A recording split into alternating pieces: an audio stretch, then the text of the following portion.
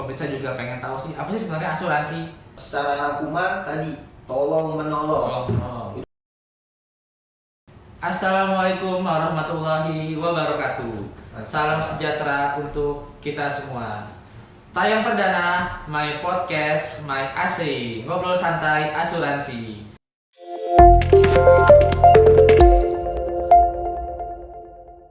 Pada tahun 2021, AC alhamdulillah masih terus konsisten mencatatkan kinerja yang positif di tengah pandemi yang masih terus merajalela global di dunia. Termasuk asuransi unit syariahnya mencatatkan laba yang cukup baik sehingga mendongkrak pertumbuhan asuransi AC. Selanjutnya kita kedatangan tamu yang luar biasa. Beliau adalah Pak Wahidin Rahman, Kepala Unit Syariah. Kita sapa dulu yuk kepada Bang Wahidin. Assalamualaikum Bang Wahidin. Waalaikumsalam warahmatullahi wabarakatuh. Bung Rizky, sehat ya? Sehat terus ya Pak Wahidin. Alhamdulillah sehat terus, jaga prokes pastinya. Pakai masker, jaga jarak dan cuci tangan. Iya, siap. Ngomong-ngomong nih Pak Wahidin, asuransi itu sebenarnya apa sih? Dan Pak Wahidin kan bergerak di asuransi syariah nih. Apa sih yang membedakan gitu dengan asuransi konvensional? Terlebih lagi nanti kita akan bahas kinerjanya seperti apa. Yang pertama-tama kita ingin tahu, pemirsa juga pengen tahu sih, apa sih sebenarnya asuransi dan asuransi syariah itu? Silakan Pak Wahidin. Baik, terima kasih Pak Rizky. Oke.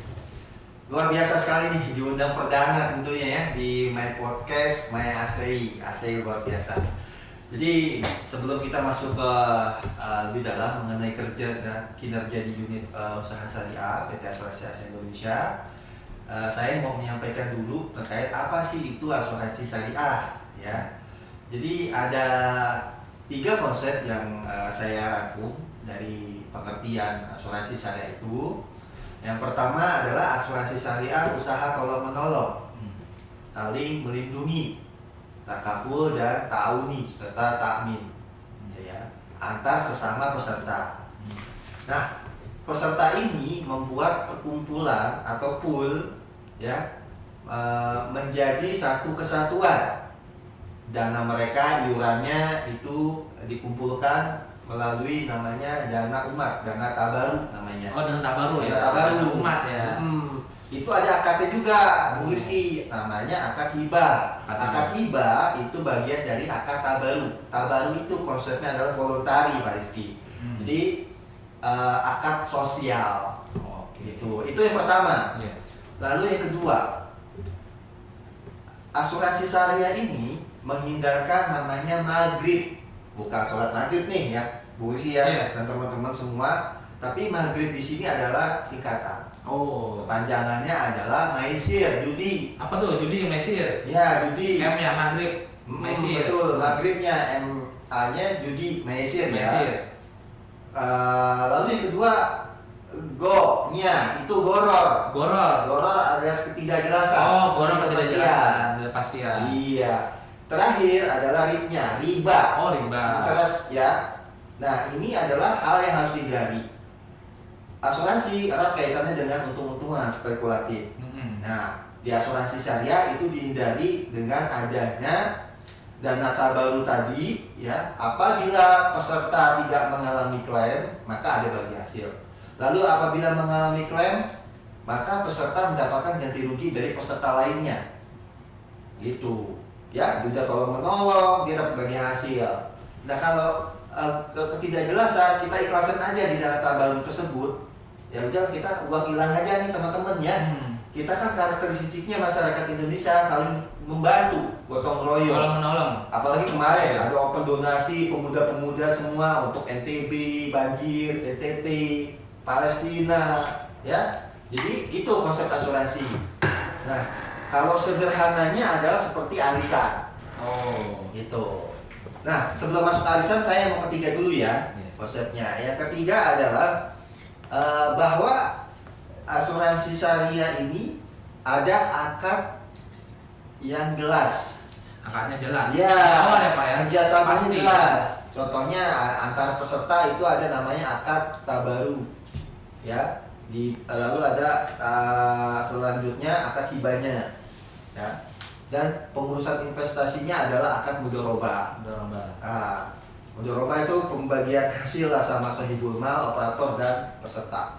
Lalu ada akad wakalah bil ujroh. Nah, wakalah bil ujroh ini apabila peserta ini mengumpulkan satu kelola dana tabarus tadi pool, itu mempercayakan bahwa diamanatkan suatu operator atau administrator, yakni perusahaan asuransi syariah. Nah, contoh kita masuk arisan. Jadi di arisan itu ada 10 orang nih, rumah nih, misalkan 10 orang, iuran 100.000, total jadi 1 juta. Nah, 1 juta ini harus ada nih operator yang dipercaya masing-masing, bisa juga dalam bagian peserta itu, gitu ya. Tapi kita harus yang independen, gitu ya. Nah, wakalahnya ini harus diwakilkan dari peserta ke operator dengan mendapatkan ujroh. Contohnya ujrohnya 20% dari 1 juta tadi. Nah, apabila di peserta tersebut mengalami klaim, maka sisanya yang 800.000 itu, ya, 800.000 diberikan peserta yang mengalami klaim. Gitu. Baik. Itu contoh sederhananya aja ya. Nah, tadi mungkin masuk ke perbedaannya pasti ya. Perbedaannya apa sih? Kadang-kadang kita juga bingung nih, masyarakat luas. Asuransi konvensional sama syariah apa sih bedanya? Bukannya sama aja gitu, Pak? Tidak. Yang bedakan apa sebenarnya? Nggak sama. Jadi perlu digarisbawahi nih, Pak Bung Rizky dan teman-teman semua, bahwa asuransi syariah dengan konvensional itu tidak sama. Kenapa tidak sama? Yang pertama adalah konsep asuransi syariah itu adalah reselling. Ya, reselling itu adalah antar peserta tadi, ya, dia saling menerima resiko, saling menanggung resiko antar peserta. Itu sudah saling ikhlaskan. Jika ada risiko nanti di suatu hari yang menimpa, maka kita akan membayar dari dana yang kita kumpulkan itu. Nah, kalau di asuransi konvensional adalah risk transfer atau risk. Kalau di saya risk sharing, Ya, risk transfer. betul. Bedanya apa tuh, Pak sebenarnya? Bedanya contoh ini adalah misalnya gelas ini adalah risiko. Risiko ini saya pindahkan ke asuransi ASI. Ya, contoh sederhananya saya punya risiko dalam berkendara roda 2 di jalan. Risiko tersebut saya pindahkan ke perusahaan asuransi, risk transfer. Itu risk transfer. Maka saya memberikan premi ke perusahaan asuransi untuk mengelola saya. Begitu bedanya. Nah, kalau pendapatannya untuk perusahaan asuransi semua kalau di konvensional. Kalau syariah tidak, terbagi lagi. Itu pertama perbedaannya teman-teman yang dasar ya. Nah, yang kedua, visi dan misinya. Kalau di konvensional ekonomi dan sosial, tapi kalau di syariah menambahkan spiritual, ibadah. Ada unsur-unsur spiritual. Iya. Kenapa ibadah? Karena konsep ekonomi syariah ini, asuransi syariah ini datangnya dari Allah Subhanahu wa taala. Walaupun dulu belum dikenal namanya asuransi sekarang ini. Nah, dulu namanya Al-Aqilah. Gitu, saling tanggung-nanggung, bayar fidyah dan lain sebagainya. Gitu. Juga ya keberkahan lah, karena konsepnya tadi menghindari maghrib yang dilarang oleh agama Islam. Dan tentunya juga agama lain pastinya. Itu. Yang ketiga, klaimnya itu dibayarkan oleh dana tabarut tadi. Dana umat tadi ya. Dana umat tadi yang teman-teman kumpulkan. Dana tabarut ini commonnya di industri asuransi itu 60% dari premi. 60% dari premi. Ya, contohnya teman-teman punya premi asuransi kebakaran rumah. Preminya 300.000. Nah, 60% dari 300.000 ya atau 180.000 itu untuk masuk dana tabarut, selebihnya untuk ujroh. Ujroh ini untuk pengelola tadi. Yang tadi ada akad wakalah ujroh. Iya, operator, administrator arisan. Itu buat apa sih? Nah, itu buat kalau ada piala, bayar komisi, fee-based bank, lalu ada gaji, OPEX, sampai outputnya adalah profit margin. Sedangkan dana tabarut outputnya dari pengelolaan tadi sudah bayar reas ya, tentunya cadangan, premi, cadangan IBNR, katastrof. Outputnya dia ada namanya surplus underwriting atau yang kita kenal sebagai hasil tadi. Gitu. Nah, yang keempat aspek keuangannya, investasinya itu harus diasuransikan, diinvestasikan di instrumen syariah, obligasi, deposito syariah. Kalau yang konven nggak ada kewajiban, boleh sih ke investasi syariah.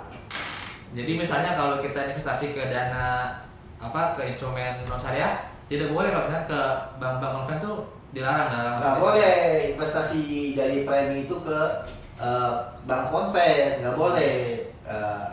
Itu yang menjadi salah satu alasan perbedaannya nih, Bung Rizky. Nah, begitupun juga yang terakhir mungkin nih, ada Dewan Pengawas. Oh, ada DPS ya Pak? Iya, DPS. Dewan Pengawas Syariah. Betul, kita kan dikontrol tiap tahunan nih, ada laporan DPS-nya. Dewan Pengawas Syariah ini terdiri mungkin 1 sampai 2 orang. Yeah. Yang ahlinya di bidang fikih dan juga experience di bidang asuransi, tentunya juga mempunyai ilmu keagamaan dan kesyariatan. Ditunjuk oleh Yayasan MUI, Bung Rizky. Oh. Gitu. Kalau di konvensional nggak ada. Nggak ada. Itu perbedaannya. Baik. Luar biasa lah konteksnya asuransi syariah ini. Ada secara rangkuman tadi tolong menolong. Udah kita ikut tolong menolong. Kita yang menjual dapat keberkahan, yang membeli juga mendapat keberkahan. Gitu. Baik. Untuk pertanyaan selanjutnya nih Pak Wahyu, banyak yang ditanyakan juga sama teman-teman nih. Apalagi sekarang di era pandemi COVID-19 gitu kan, yang semua industri mengalami penurunan, termasuk industri keuangan asuransi. Tantangan ke depan asuransi, lagi pula sekarang lagi di era digitalisasi nih Pak, di era revolusi industri 4.0 gitu kan. Bagaimana menyikapi asuransi syariah ke depannya, tantangannya seperti apa, kemudian peluangnya, dan kemudian memberikan solusi kepada masyarakat luas gitu Pak. Ya, baik. Di pandemi ini yang masih berlangsung ya Bung Rizky ya, memang seluruhnya meluluhlantahkan perekonomian Indonesia. Wabil khusus asuransi syariah secara garis besar di tahun 2020 itu mengalami penurunan kontribusi. Bisa sampai ke 50%-an. Oh, cukup lumayan ya. Cukup lumayan. Alhamdulillah asuransi syariah tidak sampai nilai sekian tadi. Namun indikator-indikator lain keuangannya cukup stabil dan naik, Rizky ya. Terutama pada surplus underwriting kita naik tinggi 34%. Laba ya itu sekitar 8,7%. Alhamdulillah. Ini tidak terlepas dari yang pertama itu pasti kerjasama dari teman-teman ya, pasti baik pegawai kantor pusat maupun kantor cabang untuk terus berupaya memberikan hasil yang maksimal. Nah, lalu yang kedua mengenai aspek konsep risiko itu sendiri di asuransi syariah. Sekarang lagi tren ekonomi dan keuangan syariah, gironya lagi tinggi, tinggi, otomatis kita lagi disorot nih fokus gitu ya. Sehingga banyak Islamic finance lainnya yang menjadi syariah, lalu mengasuransikan syariah gitu ya. Peluang itu kita tangkap. Bola pemerintah mendukung kayaknya Pak ya, ada masyarakat ekonomi syariah tuh, MES. Iya, betul. Terus ada KNEKS ya, Nasional Ekonomi Syariah. Oke, jadi pada dasarnya pemerintah dengan pendirian KNES ini sangat mendukung sekali keberadaan ekonomi dan keuangan syariah, karena sebagai solusi atau alternatif solusi bagi perekonomian nasional. Mungkin dalam 4-5 tahun lagi bukan sebagai alternatif, sampai sebagai solusi utama. Solusi utama. Iya betul, karena contohnya 3 bank merger kemarin, ya ada ketahanan yang bagus secara aset, survive gitu ya, sehingga digabung gitu untuk mengembangkan pasar yang lebih luas, gitu. Nah sedangkan kembali ke tantangannya, tantangan digitalisasi, tantangan milenial saat ini juga sangat tinggi. Milenial kita fokus ke pasar milenial, tapi tidak hanya sebagai pengguna user, tapi juga sebagai pelaku. Jadi mereka harus sebagai pelaku mereferensikan, bahkan bisa jadi agent. Itu yang kita akan buat implementasi strategi tersebut. Nah yang bagian lain adalah digitalisasi. Digitalisasi 4.0 tidak bisa kita pungkiri itu adalah wajib lah ibaratnya seperti ya. Jadi perusahaan harus benar-benar melakukan proses bisnis secara digitalisasi baik dari awal sampai akhir ya, input sampai output. Karena begini, ini dikaitkan lagi dengan milenial kan maunya simpel gitu ya, terus prosesnya harus cepat, itu udah harus kita penuhi. Contohnya penawaran asuransi secara manual gitu ya, banyak yang salah, udah sistem aja di handphone tetap udah jadi e-polis. Itu yang kita harapkan gitu. Jadi dengan mengikuti alur ini, insya Allah kita akan lebih survive 2-3 tahun mendatang gitu. Kalau saya sendiri Pak, untuk merespon kegiatan digital terus pemasaran via online itu seperti apa sampai sekarang? Baik, secara online ya kita sudah menerapkan sedang proses juga kerjasama dengan salah satu peer-to-peer lending, juga dengan bank yang menerapkan dengan konsep host to host. Dengan bisnisnya, karakternya adalah business to business, B2B. Dengan sistem IT-nya dikenal dengan API. Ya, jadi itu adalah salah satu proses digitalisasi kita gitu. Nanti juga ke belakangnya sampai akuntansi, sampai menimbulkan bagi hasil gitu ya. Harus ada itu hubungannya, integrasinya. Jadi itu yang kita sedang kembangkan. Mudah-mudahan segera terrealisasi ya. Kita dengar juga ada pemasaran digital tuh Pak, lewat website atau aplikasi Android gitu ya. Itu mungkin bisa menunjang juga literasi kita kepada masyarakat. Jalur pemasaran juga lebih efektif kayaknya Pak, seperti itu. Ya betul. Jadi pemasaran digital ini tadi poin penting bisa masuk ke pelosok-pelosok, karena kan insurance minded kita sangat kecil di Indonesia, berbeda dengan negara tetangga kita Malaysia. Mereka sudah 20%-an penetrasinya. Literasi kita di asuransi syariah itu 2%. Contoh, dari 10 ya hanya 2 yang mengerti asuransi syariah. Itu sangat miris sekali gitu. Jadi PR kita bersama itu ya Pak? PR kita, makanya dengan menggerakkan anak muda, milenial itu harus aktif, tidak hanya sebagai pengguna tapi sebagai agent dan role model untuk meningkatkan asuransi syariah. Tentunya nanti ada link and match antara studi ekonomi Islam, kita bisa mengambil langsung ya, ataupun dari sekolah-sekolah asuransi, universitas asuransi bisa agar kita bisa cepat lari. Betul. Gitu. Oke, baik. Bang Wahyudin, kita kembali ke asuransi AC ini Pak, di unit syariah. Kalau kita lihat lagi flashback review di 2020 Pak, kan mencatatkan hasil yang cukup baik Pak. Kinerjanya bisa kita lihat dari sisi surplus maupun labanya. Bisa diceritakan Pak bagaimana kinerja yang dilalui di masa pandemi tahun lalu hingga menghasilkan hasil yang cukup lumayan baik Pak? Ya, baik. Tahun lalu memang adalah tahun di mana kita banyak berduka pastinya. Tapi kita bagaimana tidak terlalu lama untuk berduka gitu ya. Jadi antisipasi digital itu sangat penting pertama. Lalu kita melakukan pembatasan-pembatasan produk yang memang secaranya high risk. Yang tinggi seperti okupasi, power plant, LMH, lalu yang terkait dengan wood gitu ya, kayu, plastik, itu kita hindari itu yang lebih sifatnya komersial. Jadi perlu diketahui nih Bung Rizky bahwa syariah itu lebih ke karakternya ada retail dan secara bulk gitu ya, secara banyak gitu kan. Jadi wholesaler lah gitu ya. Itu karakter dari asuransi syariah. Lalu yang kedua, kita menghindari segi bad pay record yang sudah dialami oleh existing client. Apa tuh Pak? Nah, baik bad pay record ini dia kegagalan membayar premi. Gitu. Jadi mungkin ada premi yang installment dia gagal bayar gitu ya. Kemudian bayar lagi gagal bayar, melakukan perpanjangan. Nah, itu kita prudent untuk tidak aset lagi.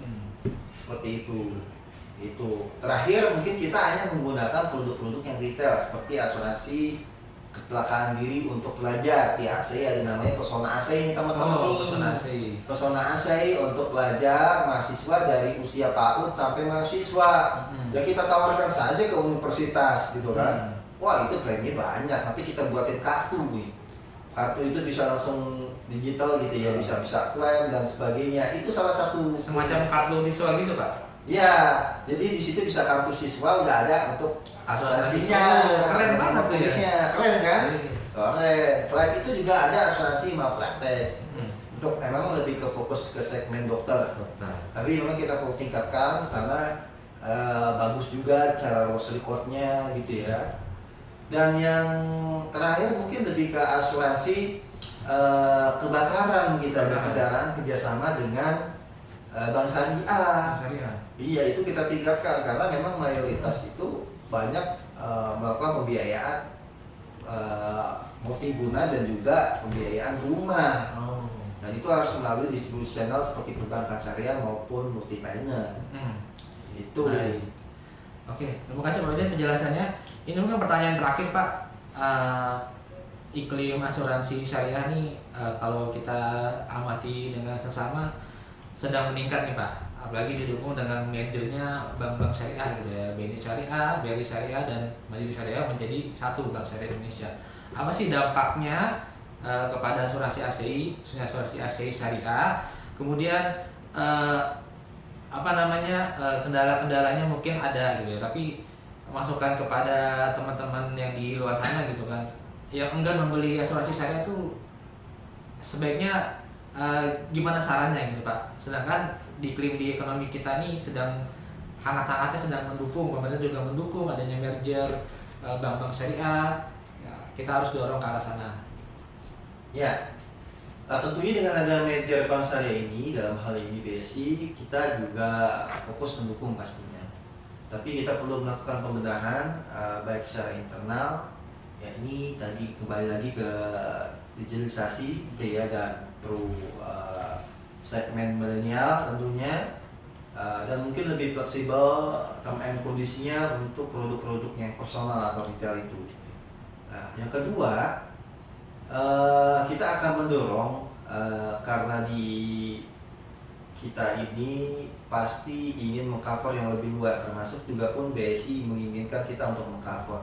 Karena selama ini banyak pembiayaan yang tidak di cover syariah tapi masuk konvensional dengan kondisi asuransi syariah limitnya tidak besar gitu. Nah diperlukan kapasitas yang lebih besar untuk asuransi syariah. Salah satu caranya adalah kita bisa menjadi spin off agar kapasitas modal kita besar dan kemampuan kita untuk mengakses itu lebih besar juga. Lalu yang kedua mungkin nanti mungkin nanti ini terkait dengan pemerintah ya pastinya ya. Mungkin adanya merger, penyertaan asuransi itu akan bergabung gitu ya dengan BUMN. Wallahu a'lam. Yang insya Allah ini kan kita masih lagi mungkin kajian juga di teman-teman asosiasi maupun di Kenex gitu ya. Pasti kita fokus di internal dulu sebenarnya. Yaitu meski. Ya mungkin itu teman-teman sekalian podcast kita pada hari ini. Di masa pandemi mudah-mudahan pandemi ini segera berakhir dan kita kembali lagi normal seperti biasa gitu ya Pak Wahidin. Di masa new normal ini apa sih harapan-harapan yang bisa kita sampaikan kepada teman-teman milenial gitu ya untuk asuransi syariah, mengingat dibutuhkan suatu masukan atau literasi kepada masyarakat untuk lebih memilih lagi untuk main kepada masyarakat asuransi syariah gitu. Baik, terima kasih Bu Rizky. Jadi harapan saya tentunya dan kita semua pastinya asuransi syariah ini adalah asuransi yang memiliki model yang cukup holistik dan komprehensif untuk kita miliki. Ya, selain itu kita harus juga mampu mereferensikannya karena konsep asuransi syariah ini adalah konsep yang tidak ekonomi dan sosial saja tapi ada aspek spiritualnya. Sekarang banyak generasi syariah. Generasi syariah itu Kita nongkrong-nongkrong kalau ajak sholat. Iya. Kita nongkrong-nongkrong ada orang sakit kita bantu donasi. Iya. Itu generasi syariah. Nah, terkait generasi syariah tentunya adalah masih dalam ruang lingkup milenial. Milenial baik sentenisial ya, generasi Y dan Z. Dan itu memenuhi unsur hampir 48% secara survei Badan Pusat Statistik tahun 2020 nih. Nah, itu adalah pasar asuransi syariah dan juga kita akan mengkombinasikan pasar itu dengan literasi. Dengan literasi kita menciptakan pasar-pasar baru karena milenial ini unik. Iya. Pastinya ya kan teman-teman juga, apalagi karena kita ada namanya pay letter. Itu ada asuransi syariahnya nanti untuk mitigasi risikonya. Di AC ada Pak? AC ada Pak. Kita kerjasama dengan salah satu perusahaan peer-to-peer terbesar syariah pertama. Lalu juga elektronik bersama punya negara. Insya Allah kita nanti bisa bersinergi, tentunya akan menambahkan kontribusi premi asuransi AC. Gitu. Udah punya nih, keren juga ya teman-teman. Ya, jadi intinya teman-teman, mungkin sebagai pesan terakhir untuk di podcast hari ini ya, bahwa asuransi syariah merupakan asuransi yang sangat holistik tadi. Kenapa? Karena ada unsur semua di situ, unsur kebaikannya banyak. Itu aja mungkin Bung Rizky. Nanti baik. kita mungkin lebih lanjut lah pada podcast selanjutnya. Oke. Banyak asuransi yang perlu kita bahas. Baik. Itu. Oke, terima kasih Pak Hidin atas sharing-sharingnya ya kepada kita semua. Kita jadi tahu nih apa sih asuransi syariah, perbedaannya dengan konvensional, kinerjanya seperti apa, hingga nanti tantangan, peluang segala macam bisa kita bahas lagi mungkin ya pada podcast selanjutnya. Jadi dari saya mungkin cukup sekian. Pesan dari kami, tetap jaga protokol kesehatan, jangan lupa pakai masker, menjaga jarak dan cuci tangan. Kemudian milenial memang minim pengalaman gitu ya, anak muda minim pengalaman, tapi dengan semangat yang luar biasa bagus gitu kan, masa depan selalu bisa kita raih dengan gemilang. Dari saya cukup sekian. Wassalamualaikum warahmatullahi wabarakatuh.